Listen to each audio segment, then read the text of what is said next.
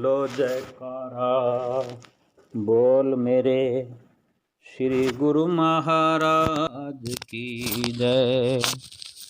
सभी गुरुमुख प्रेमियों से सप्रेम जय सच्चिदानंद।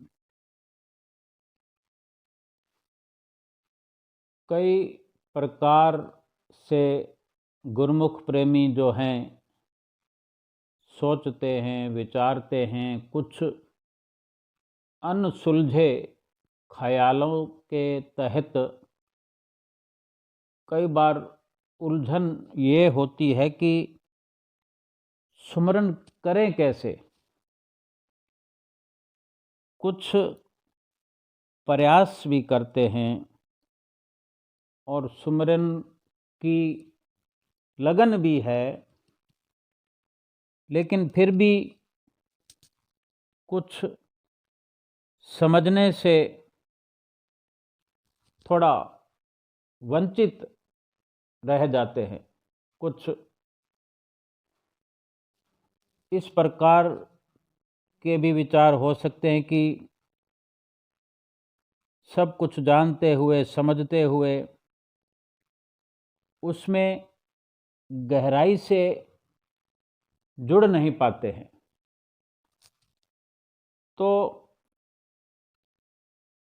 चाहे हम बार बार संतों महापुरुषों के सत्संग में, उनकी सोहबत में आना जाना गुरुमुख प्रेमियों का तो लगा ही रहता है। सुनते भी हैं, समझते भी हैं, लेकिन कुछ आंतरिक वृत्ति होने पर कहीं ना कहीं चूक हो जाती है कि जैसा सुनते हैं वैसा प्रयास भी करते हैं और कहीं ना कहीं लापरवाही हो जाती है, या सुनने में और करने में कुछ अंतर हो जाता है। लेकिन ये तो सच्ची बात है कि जो महापुरुष अपने अनुभवों के द्वारा इस सच्चाई को बयान करते हैं कि सुमरन करने से जो लाभ है वो अवर्णनीय है, और जो विधि या एक खास तरीका बताते हैं या खास एक पहलू पर जो रोशनी डालते हैं, कबीर साहब जी की वाणी का वर्णन हम सुनते रहते हैं कि सुमरन की विध यों करो जैसे चंद्र चकोर। यानी सुमरन के अंदर इस प्रकार लिव लगे हमारी, इस प्रकार उसमें रम जाएं कि जैसे चकोर पक्षी चंद्रमा का इतना दीवाना है कि जब वो कहीं अंगारों के छोटे छोटे टुकड़ों को देखता है, छोटे छोटे अंगारों को देखता है, तो उसके मन में ख्याल आता है कि इसी तरह मैं चंद्र को देखता हूँ, चंद्रमा को देखता हूँ, वो चाहे इतनी दूरी पर है, लेकिन उन जलते हुए, चमकते हुए अंगारों के जो कण होते हैं उनमें भी वो कहीं न कहीं इस विचारधारा से भ्रमित हो जाता है कि ये भी उस चंद्रमा के ही छोटे छोटे बिखरे हुए टुकड़े हैं, और ऐसा जानकर उन छोटे छोटे अंगारों के टुकड़ों को मुंह में अपने भर लेता है। इस दीवानगी में, यानी एक इस प्रकार की दीवानगी चंद्रमा से आकर्षण, चंद्रमा से प्रेम और उसी के भुलेखे में, अपने संपर्क में, अपने नज़दीकी में पाए जाने वाले अंगारों को अपनी चोंच में भरने की जो कोशिश करता है, उसकी चोंच और जीभ दोनों जल जाती हैं। फिर भी वो परवाह नहीं रहती उसे। ये चकोर पक्षी की लगन है चंद्रमा के प्रति। ये सच्चा अटूट प्रेम है चंद्र के प्रति कि वो अंगारों को भी मुंह में भरने से रुकता नहीं, क्योंकि उसकी चंद्रमा को पा लेने की जो लगन है, उसके कारण ऐसा होता है। वो लगन छोड़ नहीं सकता।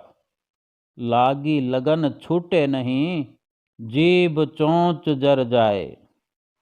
मीठा कहाँ अंगार में, जाहे चकोर चबाए। यानी ये लगन का असर है, ये प्रेम का, एक आकर्षण का असर है। जीभ जल जाए, चोंच जल जाए, वरना क्या कोई अंगारों को मुंह में भरता है, अंगारों को चबाने की कोशिश करता है? क्या उसमें मिठाई थोड़ी है? मीठा कहाँ अंगार में, जाहे चकोर चबाए। ऐसे ही परमात्मा की राह पर चलना, उनको पाना, प्रभु को पाना, परमात्मा को प्राप्त करना इतना आसान नहीं है। क्योंकि जैसे हम परमात्मा की कल्पना करके बैठे हैं, वो ऐसे बिल्कुल नहीं है जैसे हमने सोचा है या जैसा हम सोचते हैं, जैसा हमारा नज़रिया है या दुनिया के नज़रिए से देखा जाए तो उनका स्वाद बड़ा फीका है। जो परमात्मा की प्राप्ति या भक्ति की प्राप्ति करना, अपने आप में उसमें बड़ा बेस्वादापन है, फीकापन है। लेकिन जिस भगत की, जिस गुरुमुख की, सेवक की भक्ति के अंदर लगन है, उसी को उसमें मिठास नज़र आता है। और वही हर प्रकार के दुखों को सहन करके, संसार के नज़रिए से देखा जाए तो छोटे मोटे दुख भी अगर भक्ति करने में, परमात्मा की प्राप्ति में छोटे मोटे दुख प्रतीत होते हैं तो उनको तुरंत छोड़कर भाग खड़े होते हैं। लेकिन जिसके मन में लगन है, जिसके अंदर प्रभु के प्रति प्यार है, आकर्षण है, उस भगत को वो परमात्मा की प्राप्ति के रास्ते में मिठास नज़र आती है। चाहे उनके साथ चलने में, परमात्मा के रास्ते पर चलने में, उनके बताए हुए जो तरीके हैं, जो विधि है सुमरन करने की, भक्ति करने की, नित्यनेम करने की, उनके करने में, उनको प्राप्त करने में क्या कुछ छोड़ना पड़ता है संसार का, वो एक दुख नज़र आता है आम इंसान को। लेकिन उसी में सुख देखता है एक सेवक, प्रेमी। फिर चाहे संतों महापुरुषों के बताए हुए तरीके पर चलने पर संसारिक लाख नुकसान हो जाए, फिर भी सच्चा भगत जो है परमात्मा के लिए अपने आप को फनाह करने में भी झिझकता नहीं है। क्योंकि वो भली भांति जानता है कि जो छूटा, जिसका त्याग हो गया, या जो परमात्मा की राह पर चलने के कारण जो संसार का कुछ हिस्सा छूट गया, संसार की कमाई छूटती है, या किसी चीज़ का त्याग हो रहा है, या कुछ काम धंधे का, कमाई का कुछ प्रतिशत नुकसान हो रहा है, घाटा हो रहा है, उसके बारे में उसकी यही सोच है कि जो छूट गया या जो मैंने छोड़ दिया, परमात्मा के लिए जो जो मैंने छोड़ दिया वो असत्य है, अनित्य है, उसको तो कभी ना कभी छूटना ही है। अगर उस वस्तु को, संसारिक कमाई को, नफ़े को अगर प्राप्त कर भी लिया फिर भी वो छूटेगा ही। लेकिन जो प्राप्त हो रहा है वो नित्य निरंतर रहने वाला और शाश्वत है, सच्चा है, साथ देने वाला है, यहाँ भी और परलोक में भी।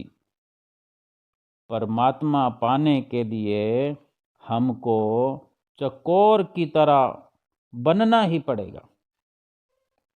चकोर की तरह दीवानगी की हद तक, चाहे भक्ति परमार्थ में या प्रभु को पाने की ललक में अंगारों जैसा भी दुख मिले, लेकिन वो अंगारे भी फूल बनते हुए नजर आते हैं, क्योंकि ये प्रभु प्राप्ति का मार्ग है। इसमें केवल और केवल लाभ है, सत्यता है, शाश्वत है, हकीकत है। जो पहले पहले दुख नजर आता है, फिर जब लगन बढ़ती है तो वो सब कुछ सुख में बदलने लगता है। और जब इस प्रकार की दीवानगी की हद तक गुरमुख प्रेमी सेवक फिर चकोर की तरह बनकर और श्वास श्वास में सुमरन की शब्द की डोर बांधकर श्वासों को खर्च करता है, तो परमात्म प्राप्ति का मार्ग इतना सरल हो जाता है कि ऐसे लगता है कि प्रभु मेरे अंग संग हो गए हैं, प्रभु मेरे सखा बन गए हैं, साथी बन गए हैं, मित्र बन गए हैं, और मैं उनसे अलग नहीं हो सकता, उनसे अलग होकर रह नहीं सकता। गुरु मूर्ति गति चंद्रमा सेवत नैन चकोर, 8 पहर निरखत रहूं गुरु मूरत की ओर। बोलो जयकारा बोल मेरे श्री गुरु महाराज की जय।